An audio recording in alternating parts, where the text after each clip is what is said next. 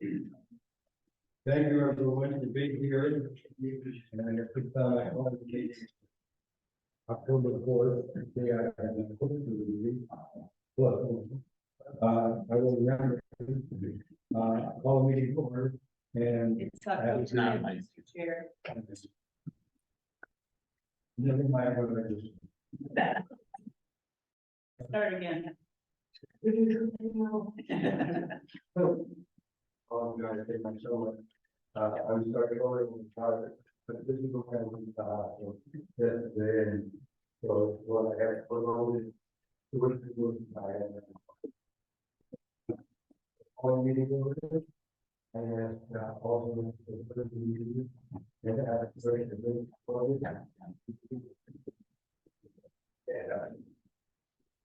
I pledge allegiance to the flag of the United States of America, and to the republic for which it stands, one nation, under God, indivisible, with liberty and justice for all. Thank you. Please remain standing for the moment of God. Thank you.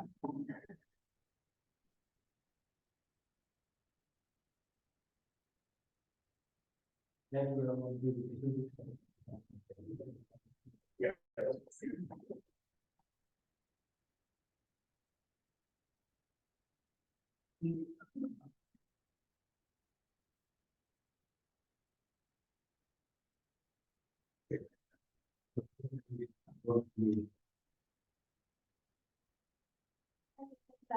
The public meeting of the Strafford County Legislative Delegation is scheduled to be held Thursday, October 2023, 7 p.m. in the Superior Court Room 2, second floor of the William A. Grimes Justice and Administration Building, 259 County Primary, New Hampshire, to conduct the following business. Approved minutes of March 29, 2023 delegation meeting. Discuss and approve increased shared interest fees as outlined in HB 36, effective January 1st, 2024. Introduce candidates to serve out remainder of county attorney's term. Introductory speeches by candidates. Question and answer period. Open vote for a new county attorney.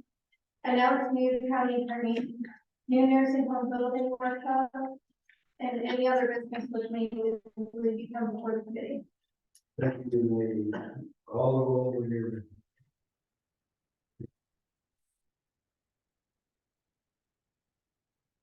Bailey. Aye. No, you're the president. Here. Betty. Here. Bickford. Here. Dixie. Burnham. Here. And you, Colin.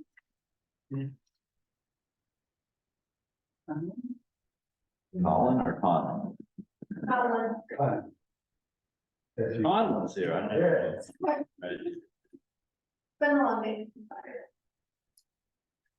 Fitzpatrick. Present. Brager. Here. Rosie. Here. Harrington. Here. Morgan. Present. Morgan. Present. Howard. Here. Krasinski.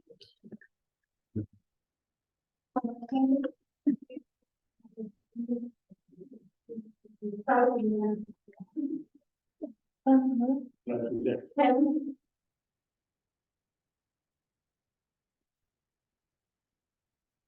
Fontaine. Here.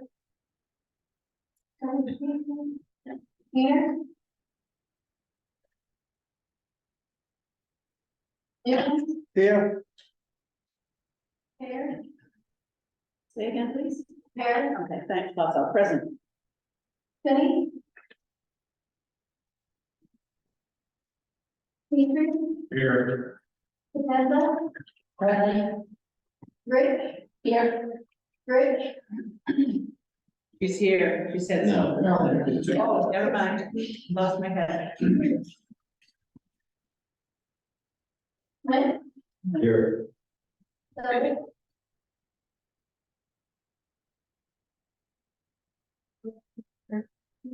Southward. Here. Lennon, It's debatable, but I am here. Turcott, Here. Benson. Wall. Here.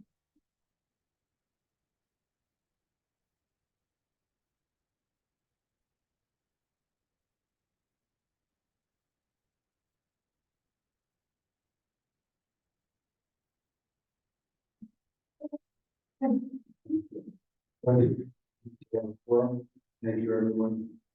And we move to item 6, 2 minutes to mark the management update. There are motion. That wall. Are there any changes to corrections?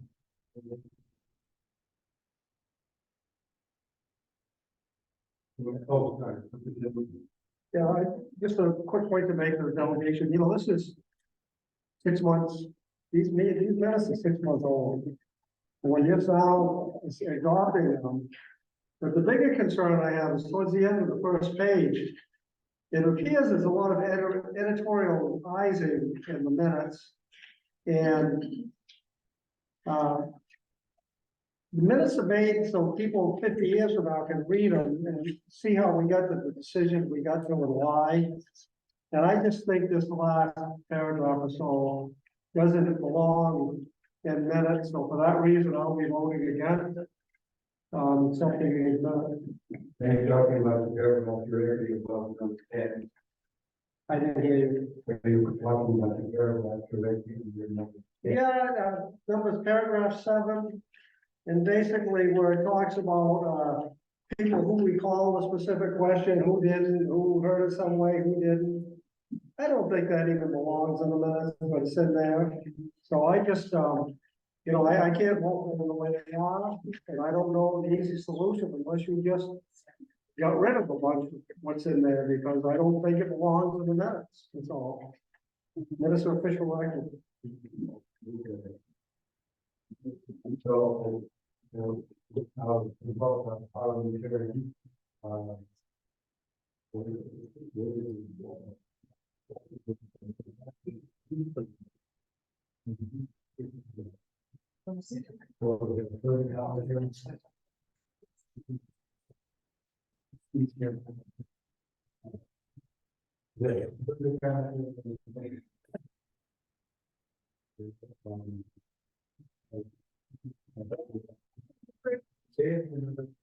Creating another motion.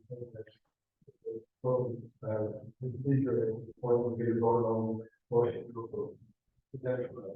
My worry is just to be on Robert's Rules of Order, and would that speak to us providing minutes for ourselves in the future if someone would give it a review?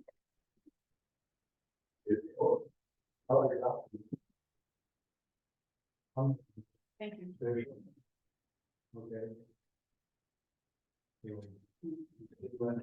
All in favor? No.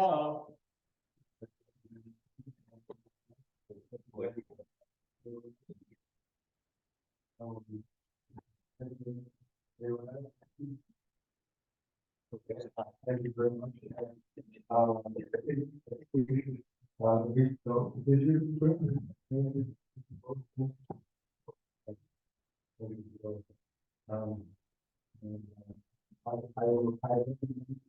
I will, read them, invite the comments, and anyone who has additional comments that they should weigh in, because if there was anything you feel that not an active reflection of what we done, then we could provide to the public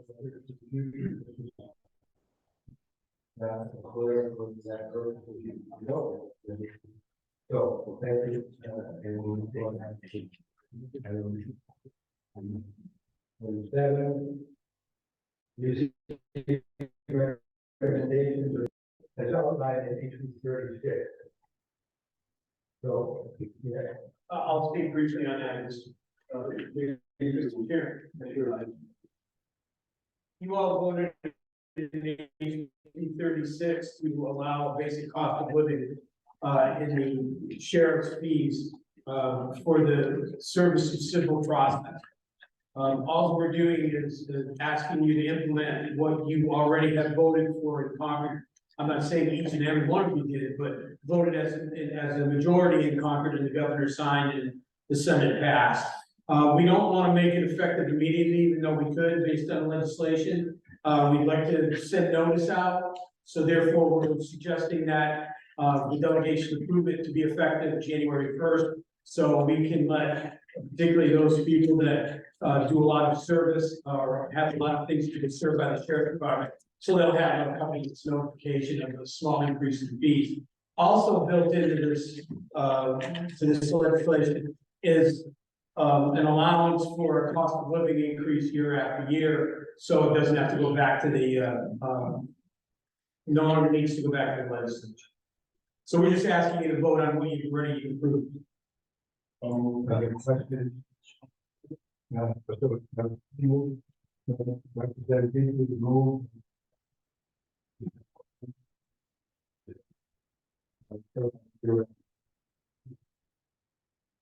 Oh, now, yeah, Ray, I know you meant it January 1, 2024. Yes, sir. I'm sorry if I said it wrong. You just said January 1st, but I understood what you meant. I want to clarify. Thank you.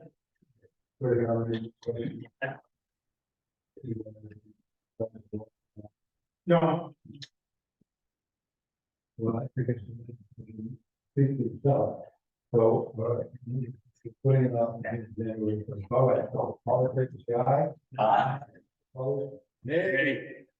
Representative Granger, I heard you as well. Bailey, Representative Bailey. I don't think it's accurate to say that because the legislature passed it, that we all voted for it. and I corrected myself. Yes, I corrected myself on that, sir.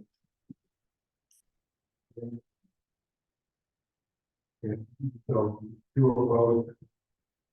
We can, I think, the Northern Union. Representative Granger, what's the name of the union? Keep opposing? Yep. Representative Bailey. Sure. Next one. Okay, so I'm moving on to item 8, discussion vote to approve.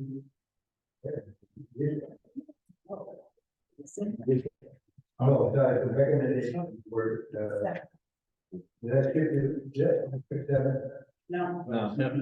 Shorten the vote. Okay. And we're gonna hold it, just go on this. Okay, yeah.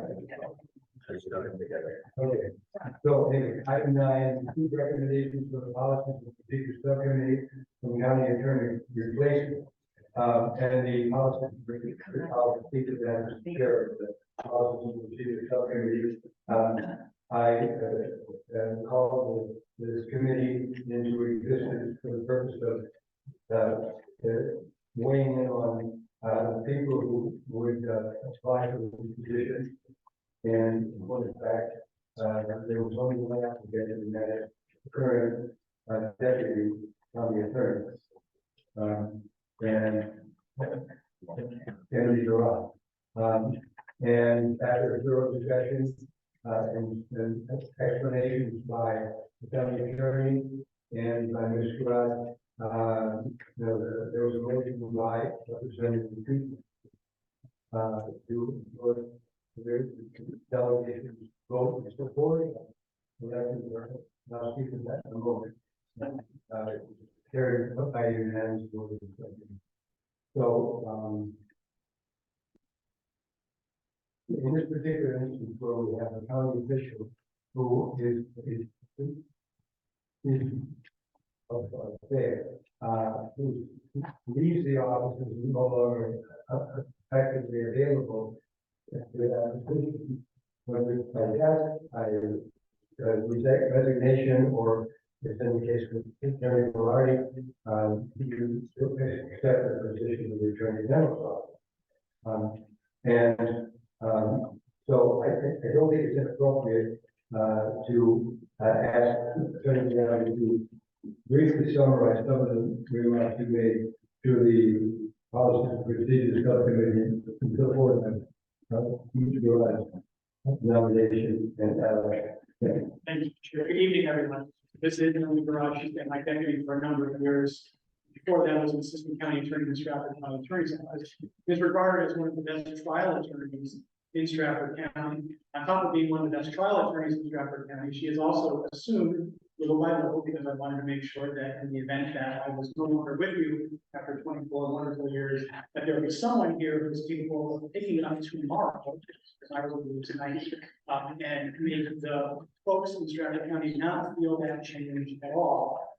This is the person who will be able to do that. So she's been taking on more and more of the administrative duties. It was just today that I was speaking to a member of the local defense bar here. He asked what the process was for my imminent departure. And I indicated that we had an applicant for the county attorney position, and that applicant happened to be my deputy, who of course I am very heartened to endorse. And he said, well, who else applied? And I said, actually, no one else. He said, well, that's absolutely no surprise. Everyone knows Emily is the right person for this job. That's coming from someone in the defense bar. For those of you who might have called around and checked in, some of our area police chiefs, I'm sure you've heard the exact same thing. If you were to talk to either of our two presiding judges, you would hear the exact same thing. It's someone of eminent professionalism, listens to both sides, and is deliberating in how she tries to weed out justice to people who are facing some of the most serious crimes under the laws promulgated in the state of New Hampshire. So that is just a little bit of why there were other candidates. I will probably still insist that you give her strong consideration, but as it is, there is one candidate for you to consider. However, it is in fact the best candidate, and I sincerely believe that from my colleague who's been practicing here since the early 1980s, when he says it's because other people stepped aside, I take that with a lot of confidence. So that is some of the comments that I have made, supplemented by comments that were made to me spontaneously just this afternoon. Thank you very much. And you already introduced Emily, so please, if you turn the eyes and speak in your own behalf. Hello, members of the delegation. As Attorney already said, my name is Emily Barad. I live in Lee currently with my husband and young daughter. I have been working with the Strafford County Attorney's Office for 8 years now. I started there in late 2015 as an assistant county attorney. I was promoted to the deputy county attorney position in early 2020, so I've been doing that for a little over 3 years. Part of the responsibility of the deputy county attorney, I would say, would be trying more of the serious and significant cases. Just in the past year alone, I've successfully tried aggravated felony sexual assault against children. Certain cases that have made the news, there's a home invasion in Somersworth that was gathered a lot of media attention. A pedestrian that was hit by a motor vehicle in Rochester that we successfully prosecuted. And more recently, we are looking to commit sexually violent predator who broke into homes in Somersworth and Dover. That verdict is literally still out. So more of the serious cases I currently prosecute. I also, in this position, train some of the younger, less experienced attorneys. When I graduated law school in 2014, it was very difficult to get a job. Nowadays, it's pretty easy to get a job in the law, and a lot of the applicants that we get are not so experienced, but are fresh out of law school. So it's up to the more experienced staff to train them. So I've been doing that for the last few years as well, and getting those people up to speed. And finally is being a resource for the local police departments, working with them to answer their legal questions, help them with investigations, things of that nature. So that's what I've been doing over the last 8 years. And it's been my pleasure to serve as a deputy county attorney. I would be happy to serve as a deputy county attorney for as long as the county attorney Velarde wanted to be the county attorney. But of course, that's just not what's happening here. And I find myself in a position where I could either step aside and let somebody else come into this office. There was nobody else interested in our office in taking the position. And make changes, or possibly make changes that I think could potentially, as has happened in other counties in recent years, tarnish the reputation that Tom has worked so diligently to maintain of being one of the most well-respected county attorney's offices in the state. So I agreed to fill in for the position, and I will be running next November for the county attorney.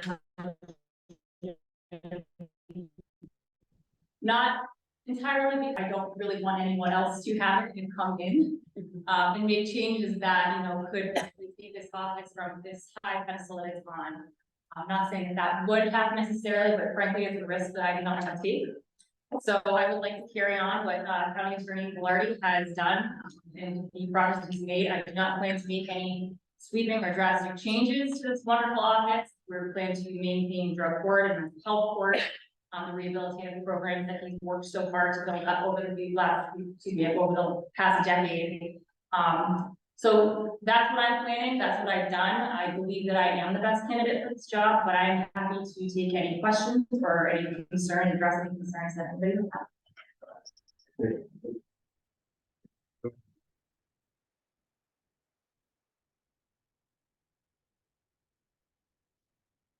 Thank you. Just more of a comment than anything else. It was brought up during the subcommittee to check with the chiefs of police. I checked with, and I was able to get in touch with 3 out of 4 from the towns I represent, and everybody had nothing but good words for the deputy deputy attorney, and they were looking forward to working with her as a county attorney. And anyone else? It was a triple.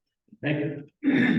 3 process questions. First one for Ray. I know I read somewhere that the position was advertised 3 times. Could you tell me approximate dates on when those were sent? Yeah, we let it go for 3 weeks in the newspaper. I'm sorry, for 3 weeks, we kept it open for a 3-week period. It was advertised on a Thursday, a Friday, and a Sunday. It's kind of a package that Foster's has. And we have to, as by statute, we have to advertise it in a newspaper of countywide circulation. So the only newspaper we have countywide circulation is Foster's. So we use Foster's for those. Normally we only have to do it for 1 day, but we did it for 3, and then we left it open for a 3-week period. So it's 3 weeks from the 22nd. Perfect answer, thank you. The other 2 for Attorney Velarde. And I don't have his letter in front of me, has Gray officially resigned his position? No, he is not. Okay. Second question is, what is your estimate for how long you will be on it? I know there's all kinds of court dates, I get that, but check process. I don't think that question is in order. We're talking about the county attorney position, which we are, where we are acting on behalf of the public speaker. So you're welcome to raise that question, but I think you're out of order. Well, okay, well, I'll object to your objection, but I mean, I think it's very, the 2 questions were, has he officially resigned? And I understand he'll be a fine replacement, I get that. But if he hasn't officially resigned, is there a chance he comes back before 2024 is my concern, just process questions. I understand that you have questions, it's just not on the agenda, it's not germane to the issue at hand for. So you're objecting to. Yes, Representative. That is the appropriate to bring that up at number 16 on the agenda. Yes. Other decisions that may legally come up with the delegation. That's fine. Anyone else? Right, so are there further questions? Is anybody, I can't see you, are you, have a question? No. Okay, just want to make sure, standing up to see who's, someone in place. As well. President, thank you. No other reason, yeah. Representative Tim. And thank you for stepping in. I just had a quick question about like time frame wise. So is it just literally he leaves and you just step right in, or is that how? Yes, so assuming that you vote that I will replace the county attorney, the swearing in is tentatively scheduled for tomorrow morning. Oh, wow. Okay. Oh, that's quite quick. Anyone else, further questions?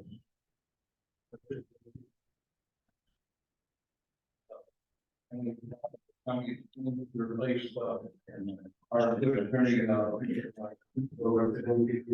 Move to nominate Andrew Rod.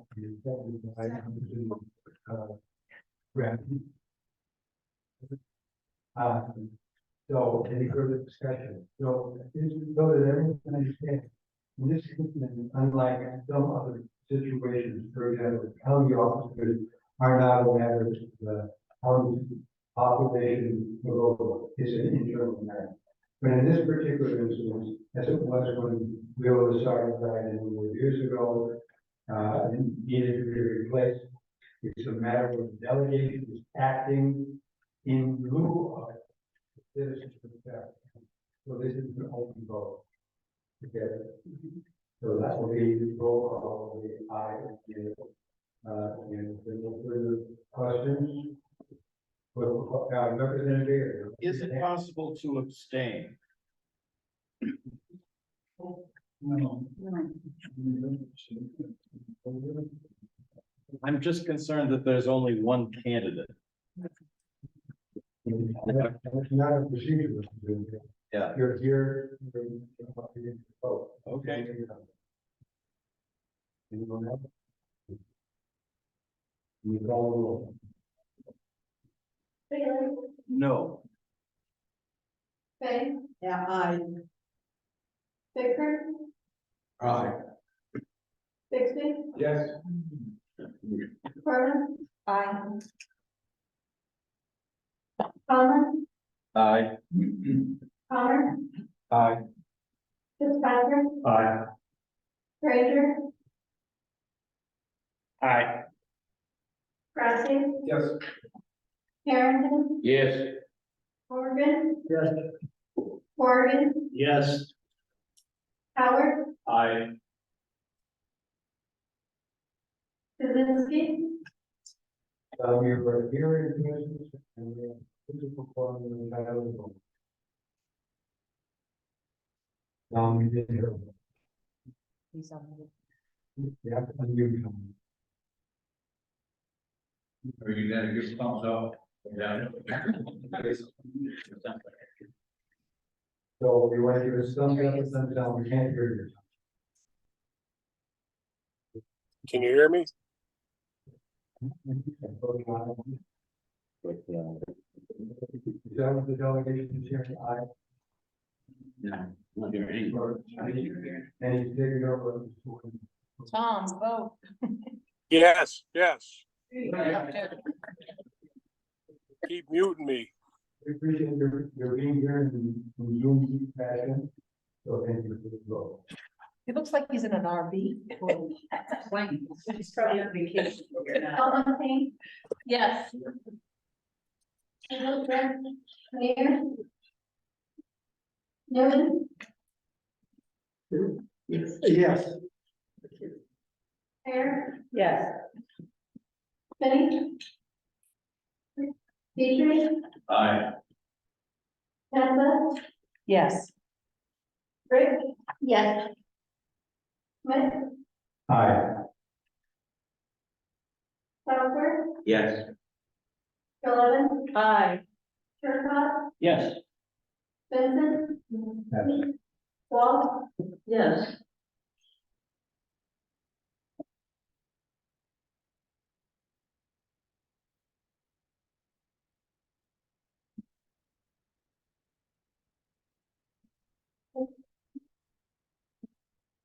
Thank you. No.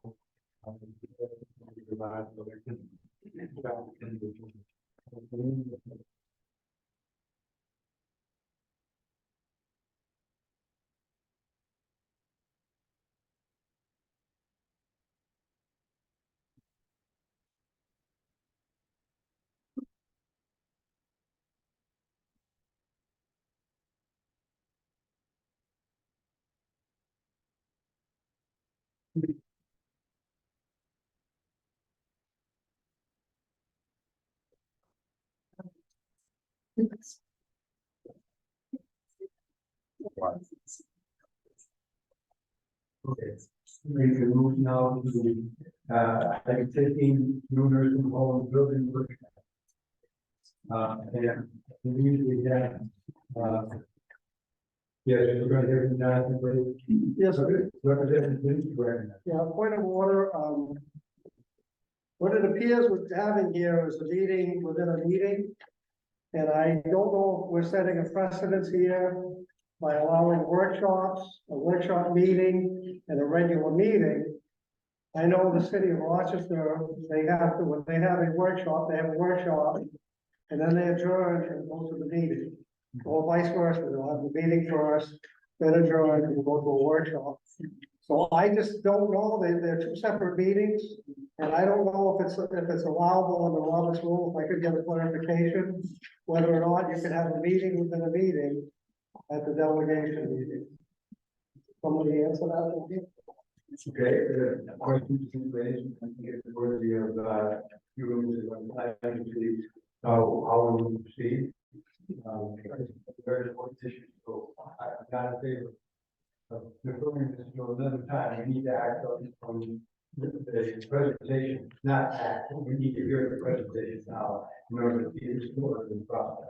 But I think we want to reset the opinion or time you want to. It's been properly noticed. So it is part of this public meeting. It's not a submeeting, it's an agenda item of this public meeting.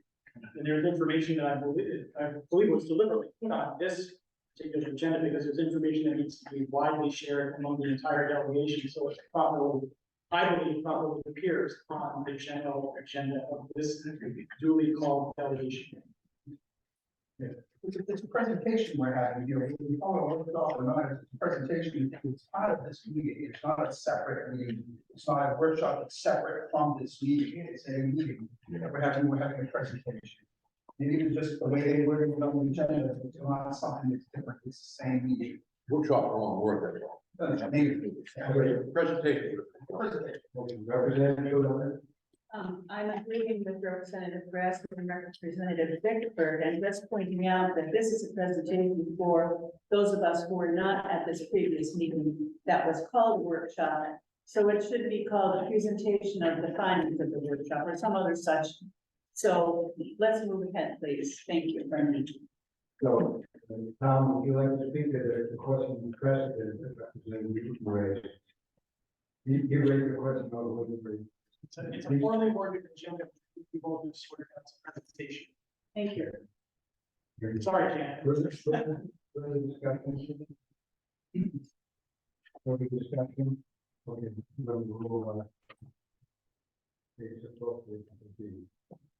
So, we're going to talk with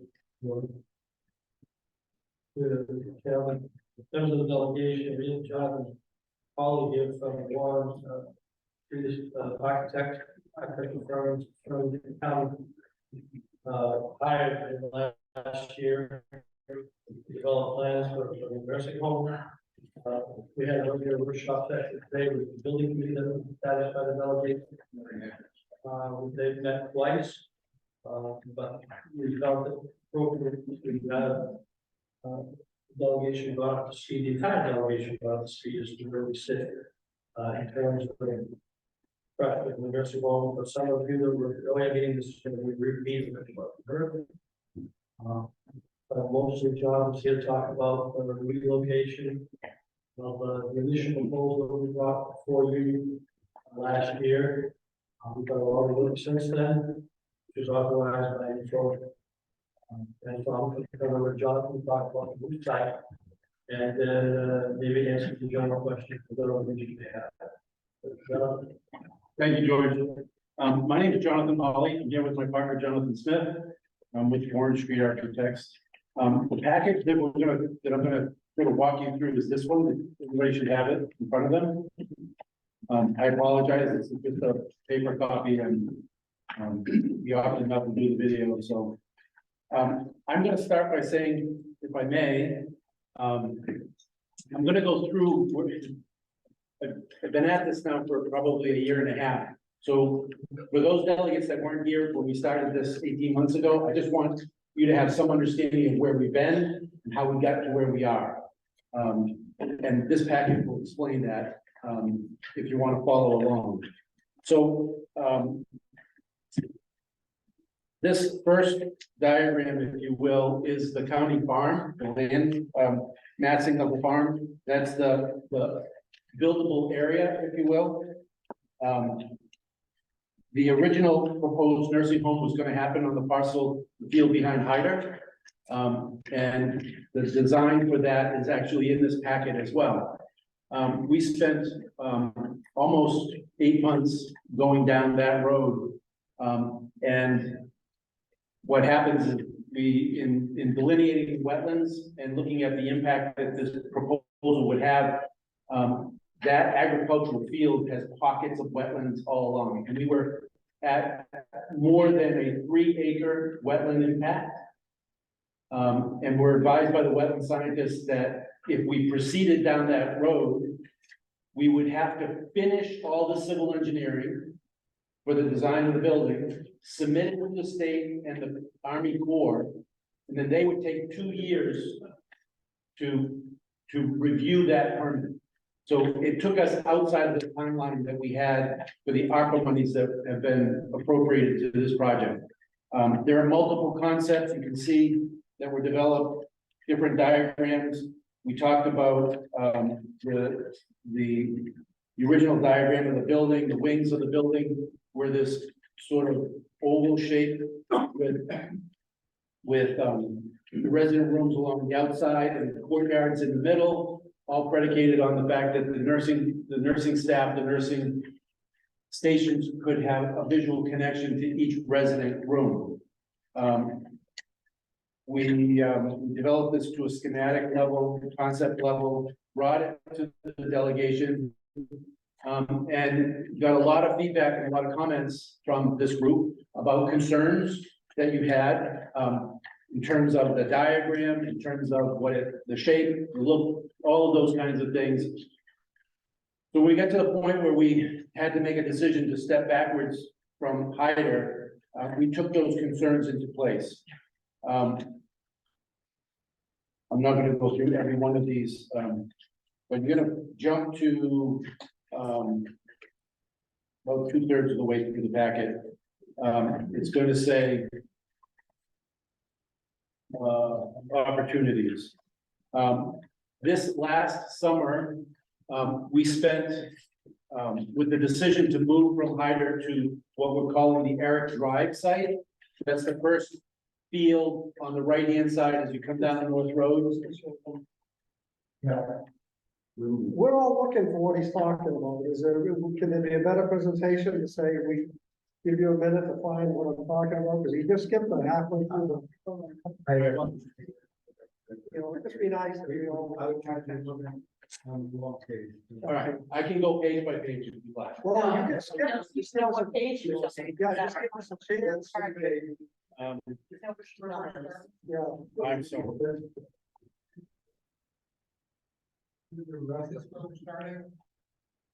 New site and new footprint. Yes, let's go there. Okay. Give us a minute.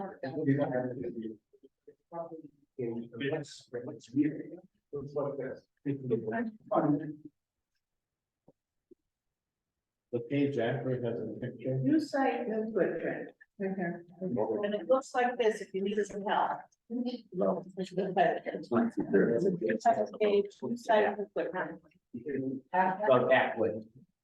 Well, while we're all looking, I have a question. Sure. The first page that we were on, where it has the color copy here, is this the old, this is the old, or does it have? No, that's the entire county farm property. Okay, Okay, Yeah. Blue is the old. the blue is the the old, blue is the old. that's right, I thought, The far right green, all the way to the right is the new Eric Drive site. yes, right over here, Yes. okay, that's what I thought. All right, so I am at what is now, I apologize, I just wanted everybody to have all of this information so you could go through it. But I'll just start with where we are now. So a new site, new footprint. Second page is going to show you the entire county farm. There is an issue that we still have to resolve. Nothing that we can't get through, but there are easements on the property, special easements, other conservation easements that need to be resolved, but we're working through that. So there's a title page that says proposed conceptual design. It's got a picture of that building in the front. You're gonna see a building in this diagram. And I just want you to know that that is just a massing study. It's not what the building's gonna look like, but it was just to convey to the commissioners that this is a different scheme. The scheme that we had prior on the property behind Hyder was no more than 2 stories to the front, 3 stories to the back. In moving to the Eric Drive site, the issue is that the parcel of land is a lot smaller, and we learned a lesson with the other site.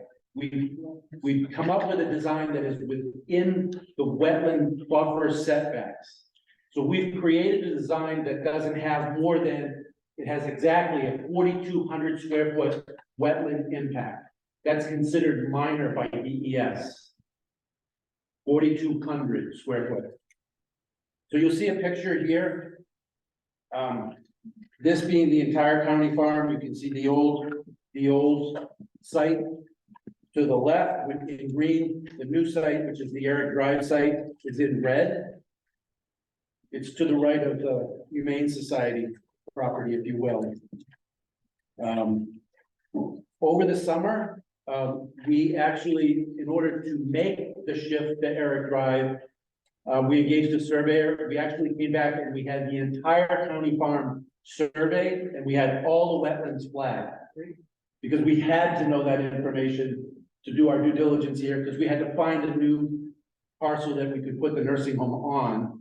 And in doing so, we have subsequently done all the geotech, gotten a clean bill of health. The borings have come back suitable for a building. We have a very small wetland impact, and we've actually just yesterday completed the archaeological dig, and there's no findings. Where on the other site, we actually had Indian artifacts that were noted back when UNH did a study back in the 70s. So you'll see this entire parcel of land here is the land for the county farm, north of North Road, County Farm Road. And we're off, here to the right. That's our site. There are figures of call them drainage swales that were part of the agriculture field that we're dealing with.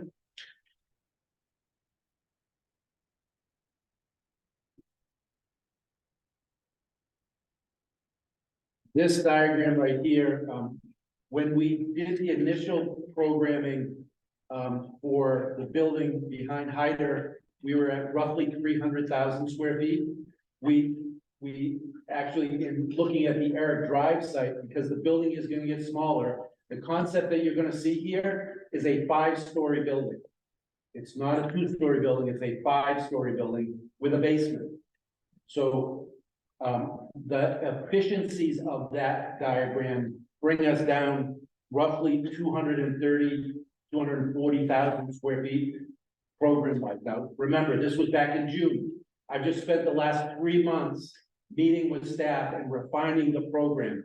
So we're roughly about 270,000 square feet, based on adjacencies and space that we're trying to have in the nursing home. This diagram right here, this blue line, this is actually the site plan, but this blue line is the 50-foot buffer to the wetlands.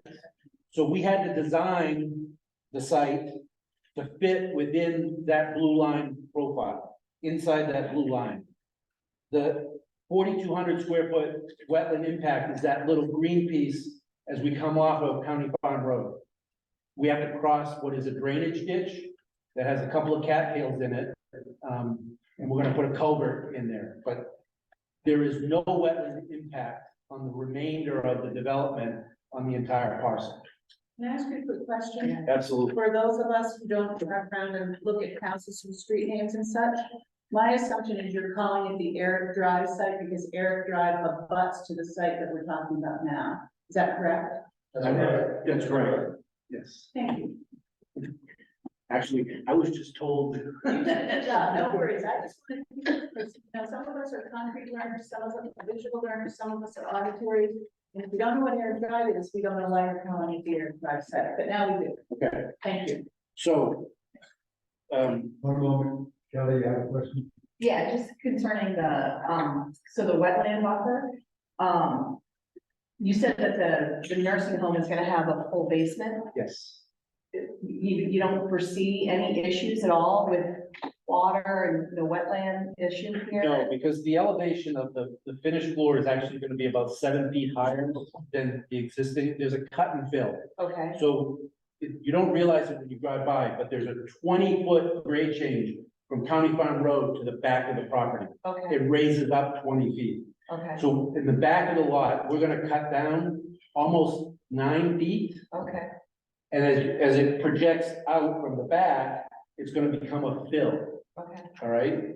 So the actual, the actual finished floor of the basement yes, is above the water table. okay. That makes sense? Yeah, and where are you gonna be running drainage off from here? Drainage will run off to the wetlands that is to the bottom of the page. There's a large wetland drainage swale that runs through between this parcel and the Humane Okay, Society everything's parcel. gonna come this way. Yes, Okay. yep, yep. It will be treated, there'll be drainage swales, there'll be Yep, all that kind of treatment that Okay. happens. Yeah. So these diagrams here, just so that you can see. I'm sorry. I got a question. How come we didn't do a survey of the land and know where we could site a building before, and we spent, what, $60,000 in the beginning, which you said, or I understood it was gonna sold, you was gonna sold that company. If you got the contractor, I mean, it doesn't make any sense to site a building. Well, we're looking into this. So let's continue. I mean, the answer, the question is, it would be a lot more costly to initially start and investigate the whole land. If the first most desirable location worked out. You know, and it's cheaper to look at one parcel than it is to, look at the whole 270 acres of county park property. And then pick it. I mean, we only looked at the second parcel because we didn't have, the first parcel didn't work. So in the end, you know, it still probably cost us less money because we didn't have to look at the whole thing. Ask that question again. no? Well, I just think that, I know I built before and, for other people, and, that's the first thing you do, you make sure your land suitable for build on, you know, and that, where we were before, I mean, we spread out and it wasn't very cost effective, and plus, we spent money. And now we can't cite that building where it was at because we're far beyond with, to get the permits and whatever in our frame. So, I want to answer your question directly. The prior site behind Hyder, when we were given the approval to move forward from the very initial concept, the first thing we did is, before having that parcel surveyed, is we had the wetland scientists go out and flag the wetland. They do soil borings, they, with an auger, and they come back. She came back, we all saw it, there were flags everywhere. So I had the surveyor go out before he ever surveyed that parcel. And what he did is he spent a day, and he came back and he told me that what she had flagged was over 3 acres.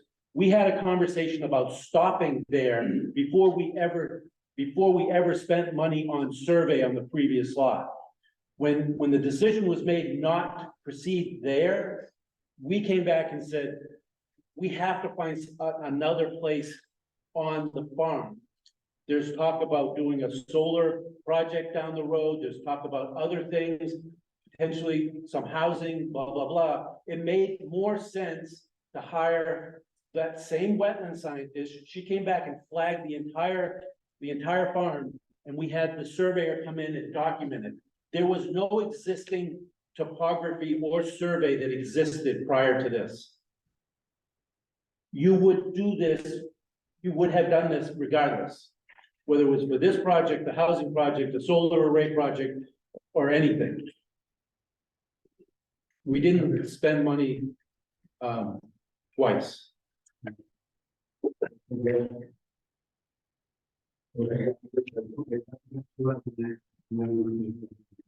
Well, I was just gonna say that, we all know that the road to hell is paved with you know what, and we wanted to put it in the best spot possible. And now I'm hearing exactly correctly that the wetlands were flagged and it didn't work and it was too much wetlands to deal with. So I don't think that's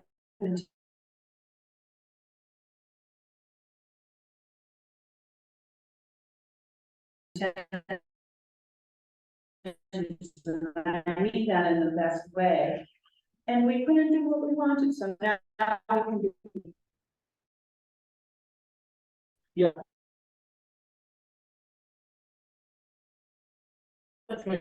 Is general here. We keep going over all these different showers per patient, so many toilets per patient. We want to have X amount of elevators in each event. How many nursing stations do that have to have? All these different things before you design the building. You figure out what it is you want the building to do.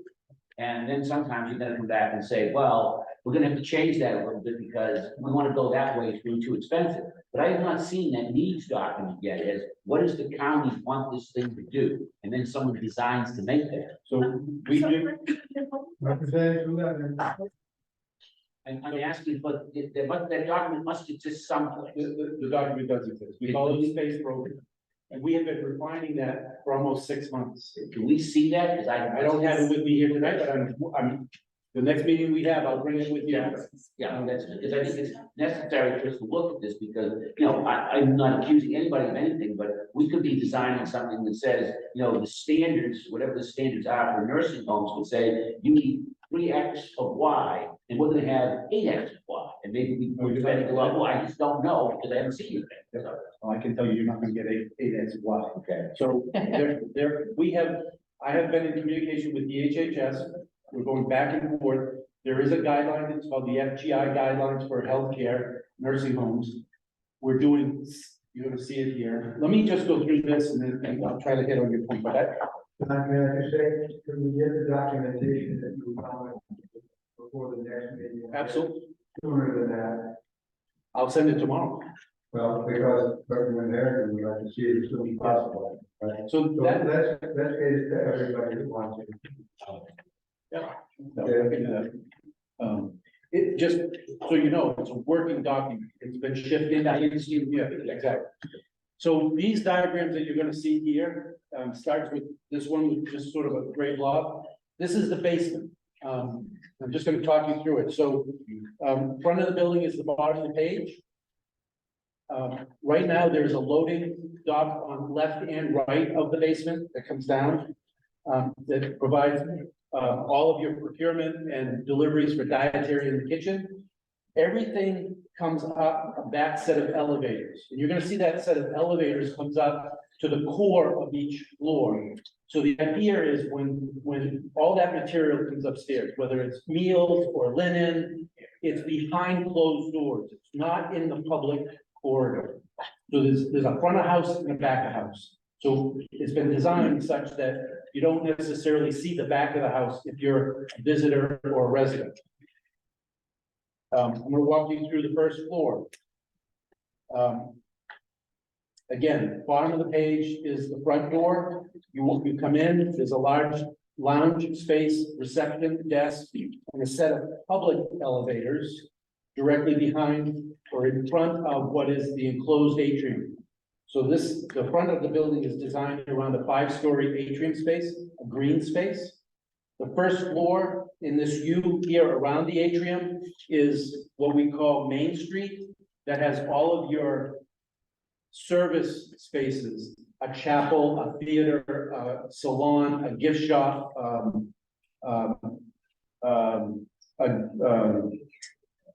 Bank, a bank, a post office, all of those kinds of things.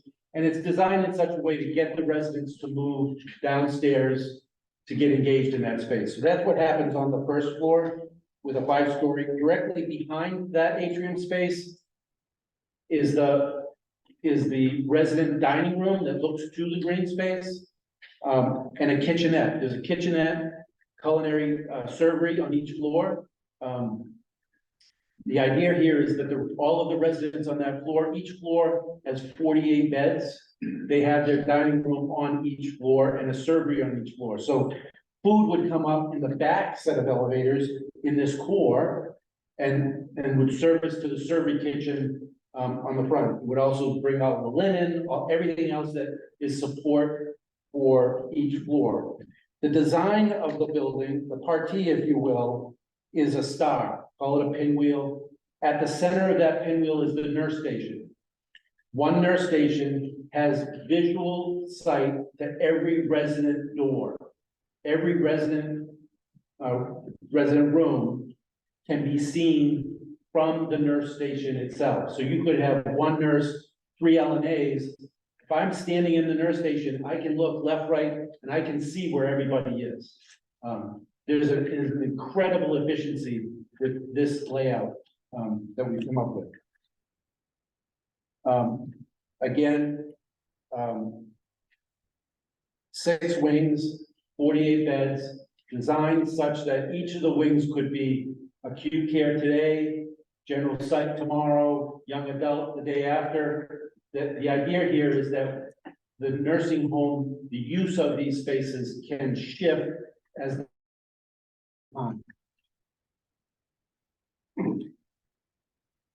on the, not reflected here, but I will tell you that in the space program in the last couple of months, we have organized the spaces that the first floor will be the behavioral health suite, simply because it will have an enclosed courtyard in the back, a secured courtyard for that floor.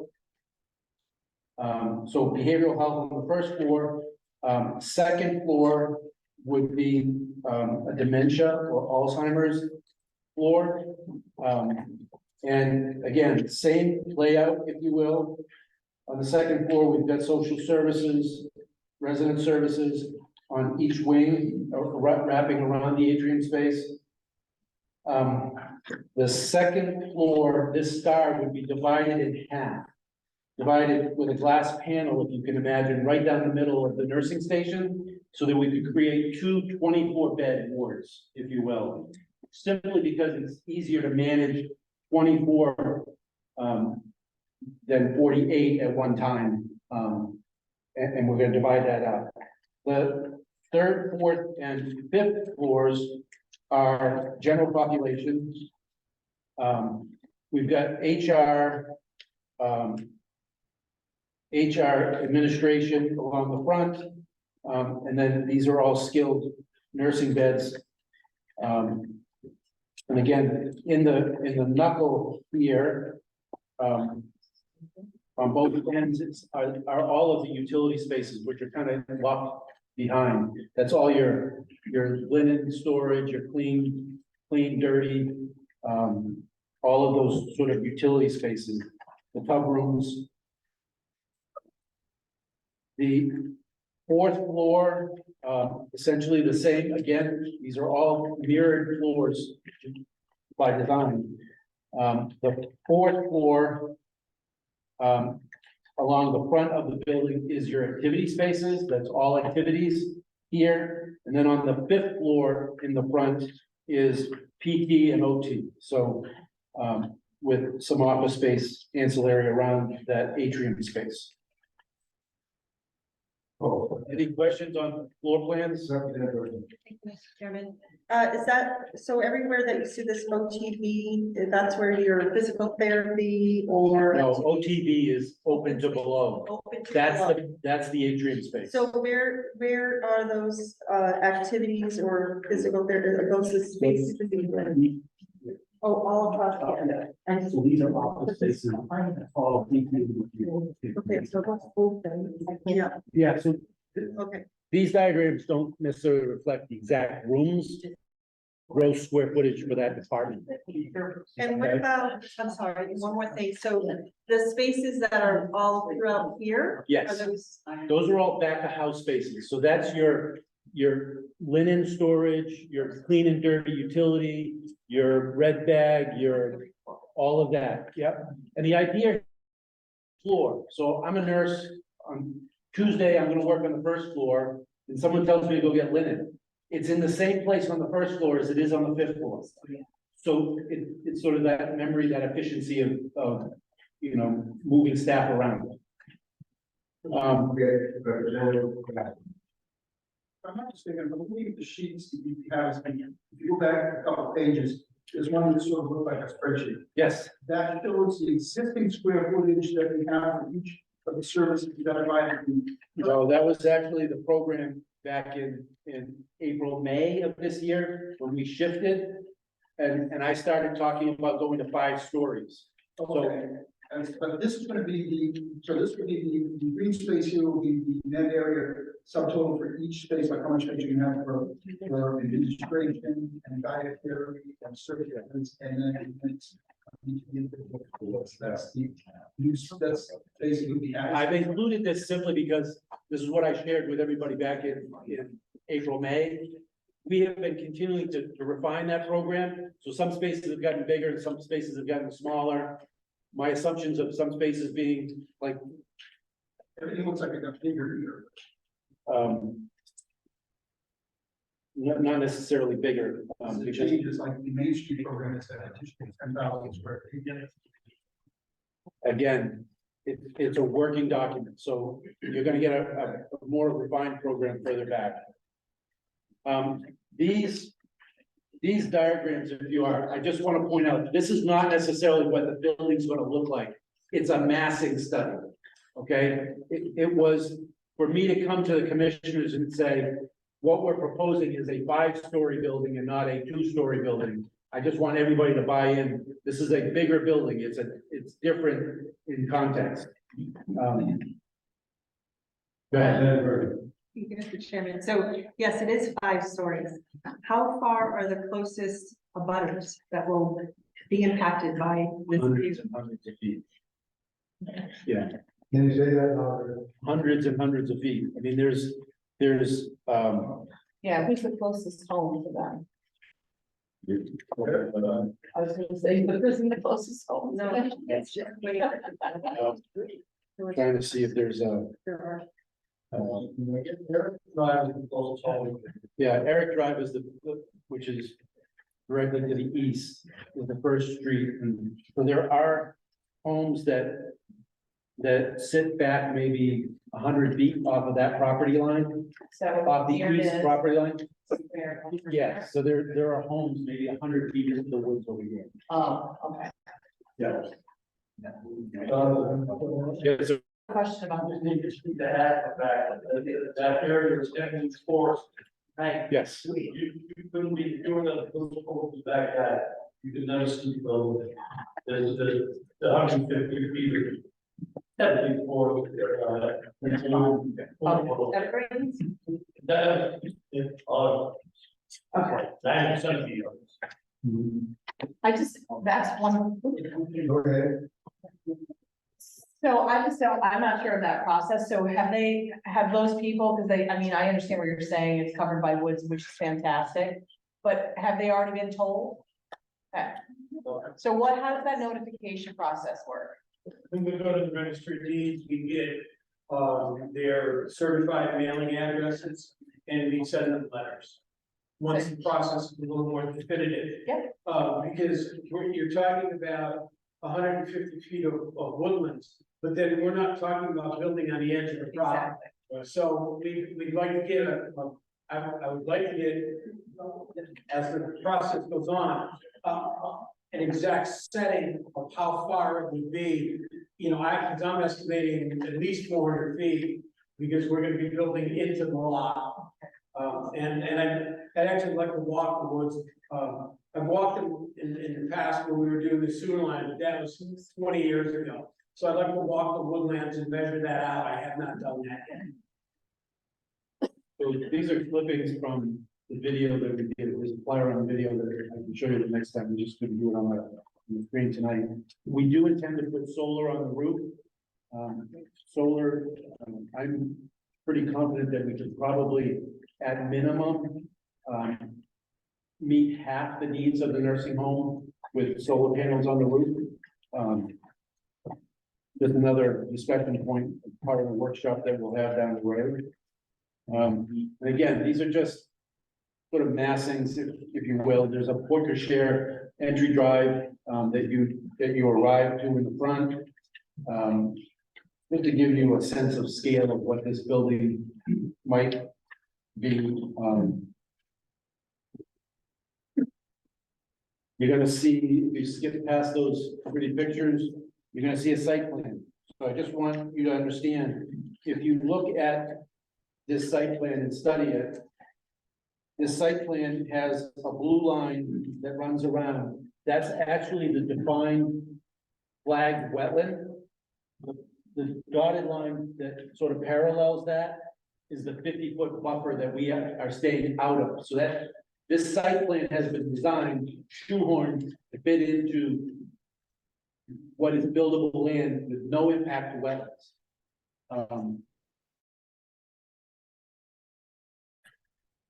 You're gonna see a couple of additional floor plans that are more refinement, if you will.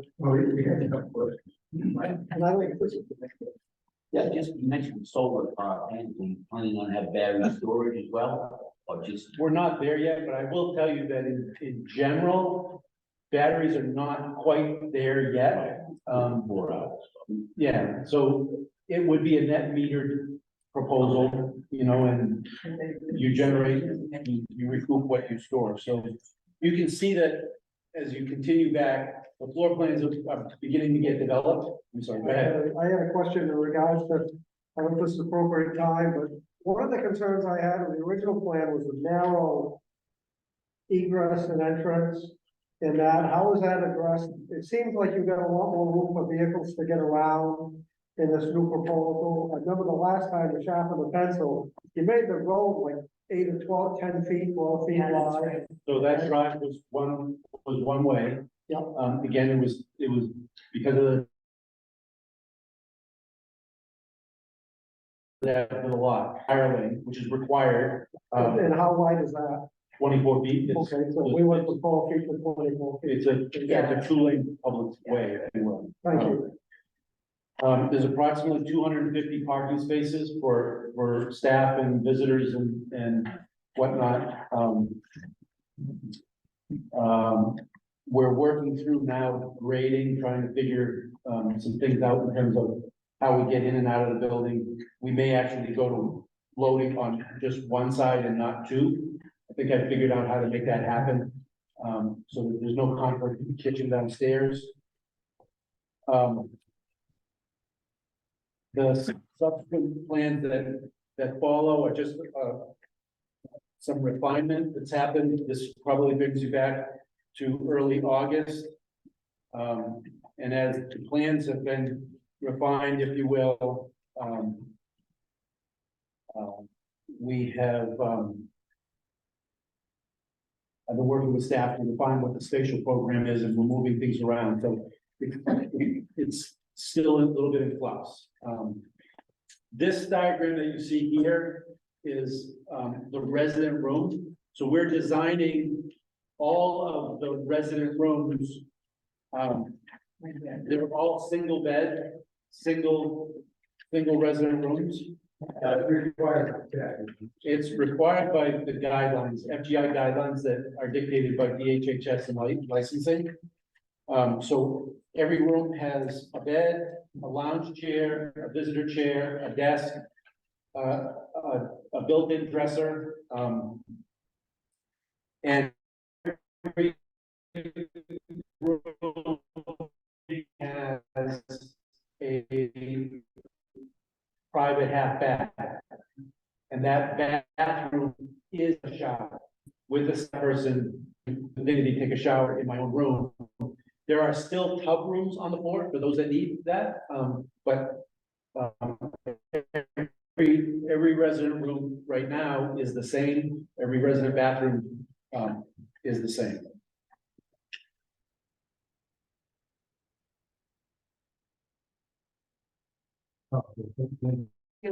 So it looks like every resident room also has its own window. Yes, Required by FGI guidelines. It has to be at least 8% of the floor area of the room. We will exceed that. We have started the design for the kitchen. That in itself is a whole process, but, we're working with a company called Alternative Sales.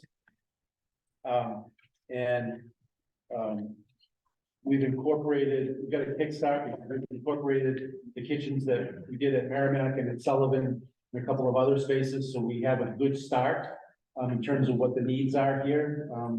And the dietary staff have had this now for a couple of weeks, and I'm looking to get comments back from them.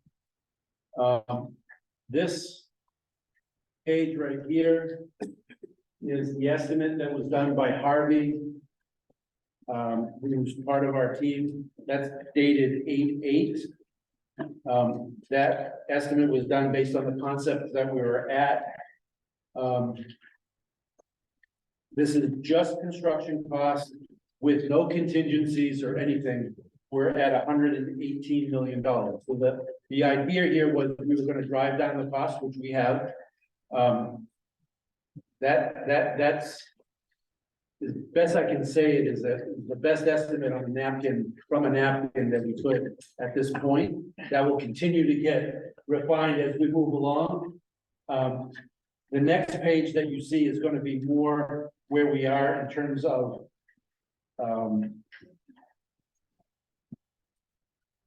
this is actually something that was shared with you back in July.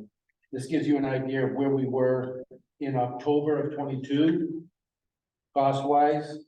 December of 22, when we talked about downsizing and scaling down the building. And then in July of 23, which is really where we end up, we're still in the $140 to $150 million range at this particular point.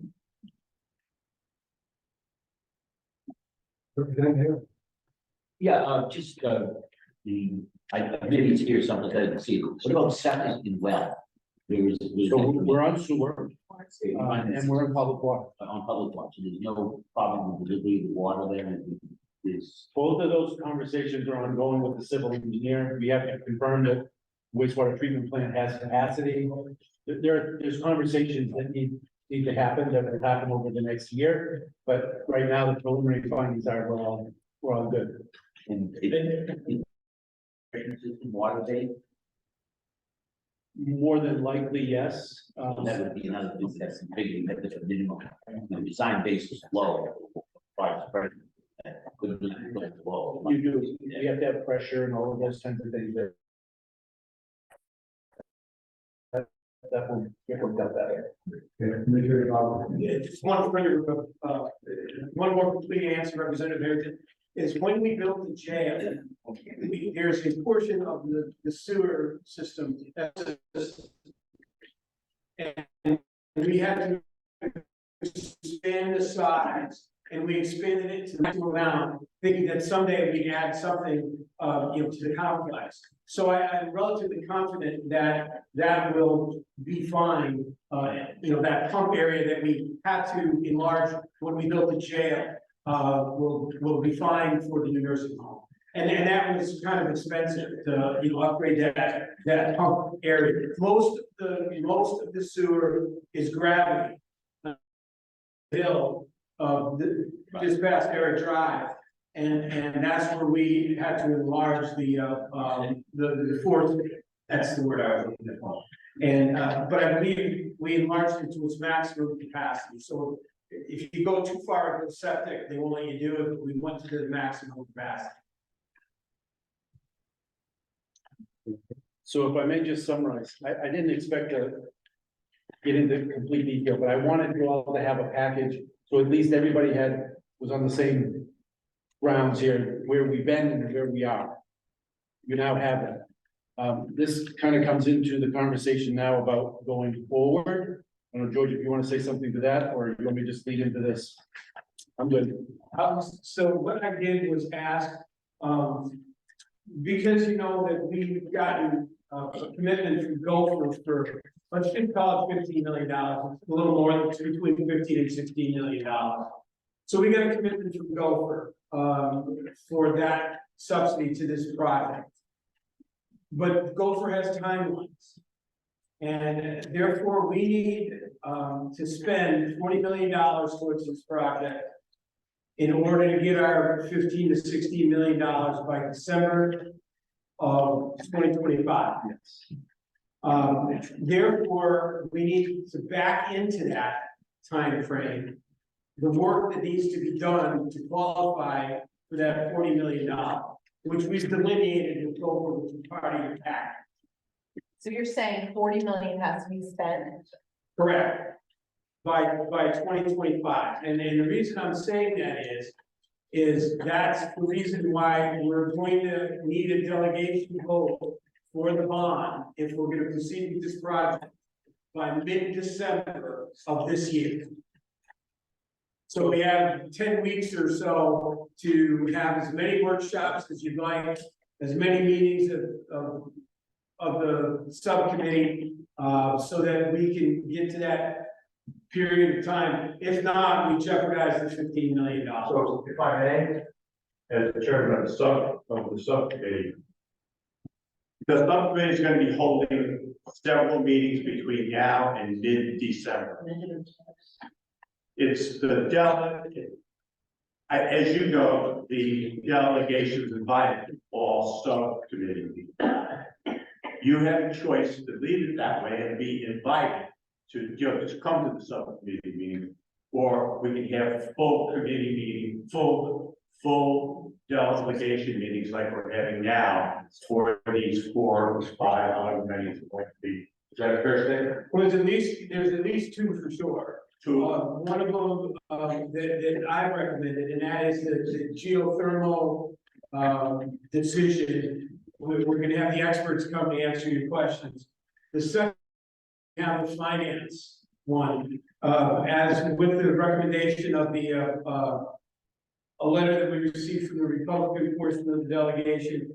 We hired an expert to plan out the finances to show what it's going to show, because I got the report, and so do you. And our plan for having no tax impact with the cost of the building of the building. And in fact, after 3 years, it begins to turn, for lack of a better term, a profit. But we're gonna have the person who did that come out for a workshop, as well as the county's financial advisor, who will make recommendations regarding, or will share his recommendations regarding how to best bond or fund out this project over the period of construction. It's not in the county's best interest, in my opinion. And nor did we do this with the jail, to go out and borrow all the money right up front. Because you're gonna be paying interest on that money and paying principal on that money on a building that's 3 years out from being built. So you won't have any opportunity to get any return revenue. So we will have certainly that's one of the 2 workshops that I'm recommending, and certainly any other workshops that any member of the delegation wishes to have. Will be. Well, we don't know how many it's going to be, right? So I'm just asking for a consensus of this delegation. You want to have these workshops at a full delegation meeting, or do you want to have the subcommittee conduct their business so that the ones that become more interested? I think the meeting going over, workshop going over all the finances should be delegation wide. Because that, how it's funded, how much it's gonna cost, everyone's gonna be concerned about it. But I think the smaller workshops that might focus on particular building issues could just be the subcommittee. The chairman has full authority to hold meetings when he has something, when meet with them, and the issues will be after the job, so. It's not up to me, and I don't think it's up to us. Well, I mean, we can all play a part as much as we want to. So during these meetings, if nothing's gonna be voted on, why can't it could be a full delegation that gets invited to these, not just the subcommittee, but then. You have Full delegation is always invited to the subcommittee Right. meeting. But it's just whether you want to have in this forum or in a subcommittee meeting. And we'll also zoom them all too. That way the public, it'll be easier for the public if they want to participate, we'll zoom it all and publicize advertise the Zoom, the ability to sign in. Thank you, Mr. Chair. My only concern is, on the 98A, don't you have to have a forum in order to do business? It's not a requirement. Excuse me? It's not a requirement for a subcommittee that I have to have a forum. Actually, you only need a forum. There are only recommendations from the subcommittee. Subcommittee doesn't have any final authority, even if the executive committee does not have largely plenary authority. The delegation is where final votes are decided. So you can come, you can watch, you can do, and be involved as much as you want. Some people talk, there are a lot of involvement, but a lot of people don't have the kind of time. So I think calling a full delegation in constantly is gonna be a burden of a lot of people that maybe don't want to be participating that much, but if you do, come or watch. Okay, Representative Gillette. Thank you, Mr. Chair, and thanks for putting up with my outbursts this evening. I've been trying to be quiet subsequent. Chair of the Workshop Committee, Representative, thank you for your kind invitation. I really very much appreciate it. And I'm going to echo Representative Valentine's comments and say it makes a great deal of sense to me that we all be invited, and of course we are, to every subcommittee meeting, but that you consider that the finance workshop or finance meeting, whatever you want to call it, finance presentation, everyone be strongly encouraged to attend, because we will need to understand. And if we're not at that meeting, and we don't understand, then we're going over it again and again, possibly unnecessarily. But again, thank you for your kind invitation. I'll see you at one or the other one. It's a separate topic, but maybe it's been answered, but I just don't remember. What happens to the old nursing home? Subject to be discussed. And approved, would have to be approved by the delegation. Again, I think that happens because when you mentioned my comment before on the water supply, if we have, we're adding a completely new building, definitely, we're talking about a lot more water. Right, but it certainly what any thoughts that have ever been thrown out about the old building, we are the largest water consumer in the city of Dover. Right. And whatever would be going into the old building wouldn't consume anywhere near the amount of water that we're talking about in this community. Thank you very much. Well, first of all, I would certainly agree with the concept of having one or two small working groups, because otherwise, because work out the detail for the whole group discuss. Occasionally we get bogged down. This whole group of people say, well, we haven't figured out every detail of what folks going to build. And develop that. But the question is, you do solid ground bars on the I'm chair would have to say fixed building designs. I guess the first one that we were gonna do week 32, which is Hermes Bay, is basically a broad brush plan with all the details that some say we need to work out before we begin, and then even when we approve that, then it'll be in May until November, that's just to get all the exact fine details down. The contractors bid on and start to think, is that correct? I understand it correctly. Yes, so the issue here is the timeline to spend that money. Yeah. We're under contract to deliver construction drawings for a nursing home next fall, October 24th. The Harvey Construction is part of our design team. They're doing the estimating, the conceptual estimating. They were asked, how do we spend that $40 million? They said, we might be able to do it in 12 months, but we'd really like to have 18. So the issue is that I have raised with the commissioners is what I would recommend from today forward is we have a concept We have a footprint, we're working out the details. I would like to have the civil engineer go directly into construction drawings so that they finish the design of the site. Let's say February, and we apply to DES in February, they're gonna take 4 months to review and approve. That would get us to June. We would have the possibility of starting construction next June. June 24 gives us 18 months until December of 25. That takes away the risk of possibly not spending that amount of money to get the full reimbursement from Gopher. If we do that, you would let the contract with the construction manager in 2 phases. You'd let them, the site work would start in June, but they wouldn't finish pricing the building until the fall. So it'll be a 2-step process, but we could pick up 6 months to make that happen. I can't move the building design any faster because there's too many engineers, there's too many people, there's too many pieces and parts. And that still has to have state fire marshal review, DHHS review, all of those subsequent pieces and parts. But that's the proposal, and that's the reason why, you know, that we're kind of up against the pinch here to get a vote to move forward, because I can tell you all sorts of stories, but we need funding in place for the state to take this seriously, and when we apply for it in February. If it's not funded, DES is just gonna slide it over and go, we'll look at that when we know it's really gonna happen. Mr. Chairman, so I'm looking at the project expenditures. Yep.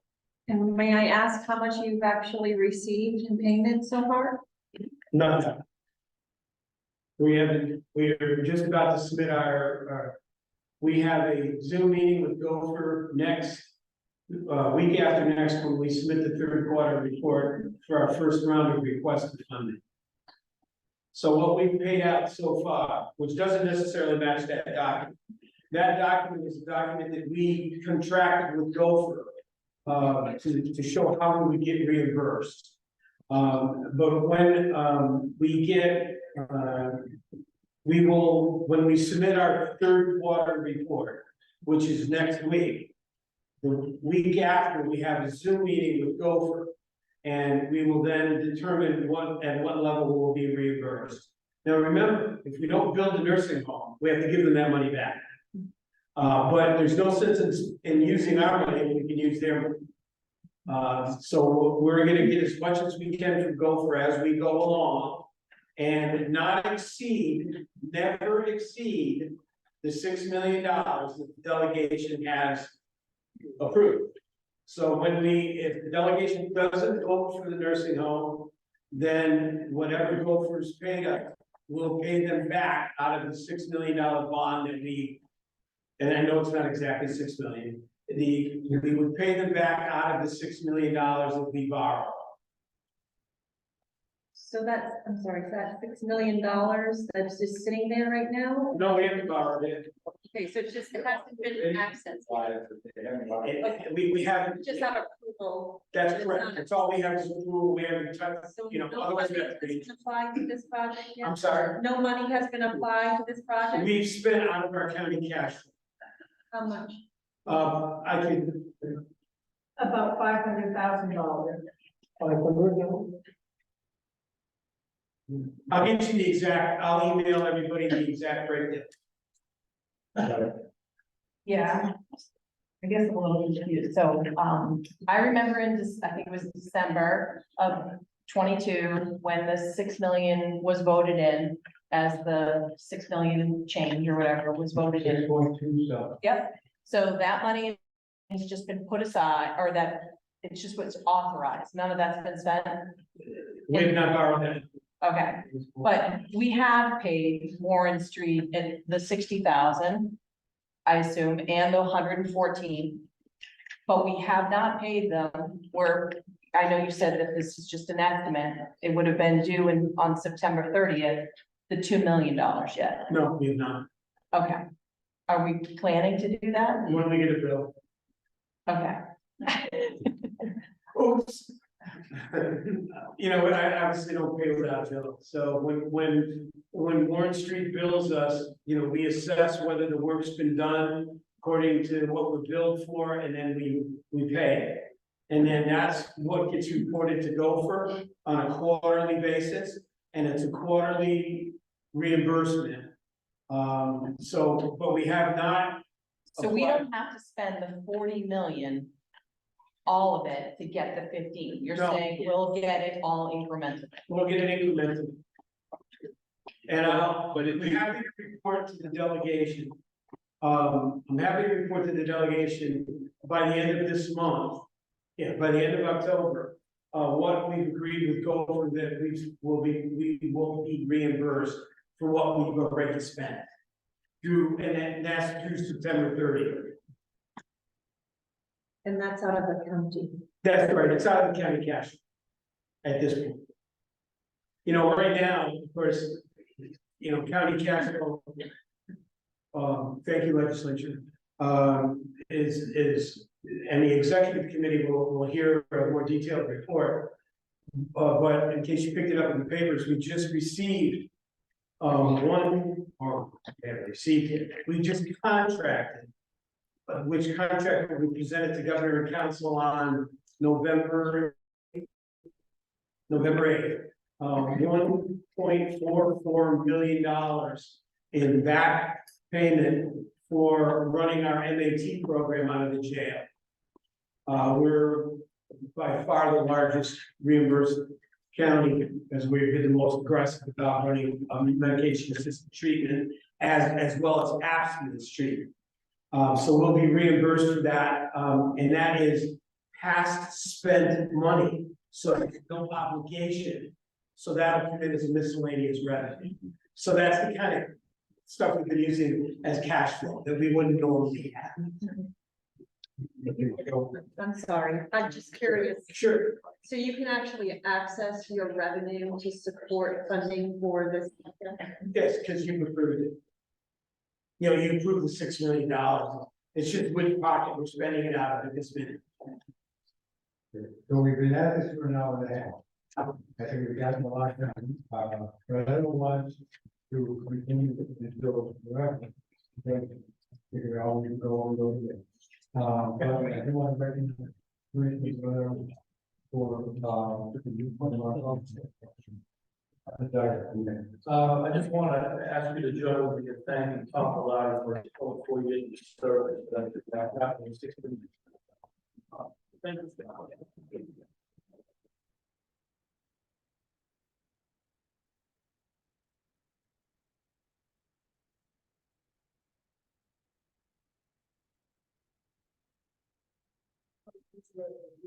Taking over this cell phone company, but we made him keep his number, so. He's paid for it, we still have access to call him if we need.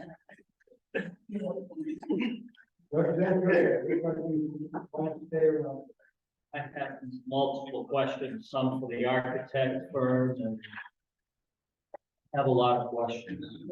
Okay, well, we're not going to say who that's always. But why don't we ask the questions in writing? We want to provide as much information as possible, and it's much easier to maintain it if you read it and we're running out of things. The point of me wanting to ask some questions, I think there are questions that deserve answers that maybe the full delegation would be interested in or want to know some of the answers. If you would like me to put together a full list of these questions and send them to the individual parties, including the commissioners, yourself. Anything we have is like more permanence and more understandability than things that are said and heard.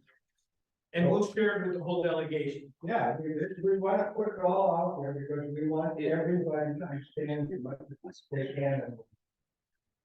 I'm not interested in making anybody for the that. So let's get them out there. What do you do that? Okay. Oh, I was pointing to Representative. Oh, thank you, Representative Howard. That's very nice of you. You're about to turn green, Chair Schmidt, and I am very concerned about the color that you are. So I would move that we would adjourn tonight's meeting and meet again in the future. Green, anybody else? You look,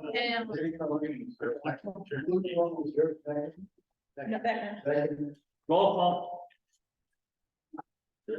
Okay. Before, They want to adjourn. one was your right now. We can go forward.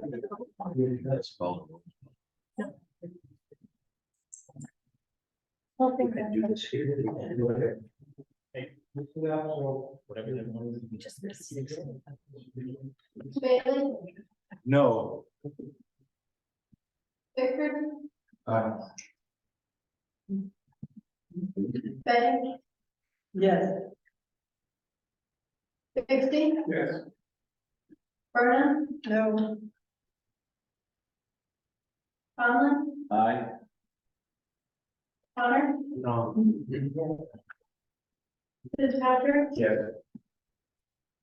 Granger, No. Rassy, Yes. Harrington, No. Oregon, No. Oregon, Yes.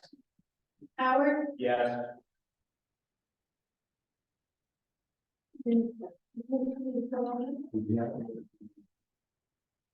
Paula Kane, yes. yes. Newton, Newton, No. Fair, Yes. Petrie, No. Potenza, No. Rick, Yeah. Smith, Yes. Southworth, No. Nothing about that. Trelevin, Yes. Turcott, No. and Wall. Yes.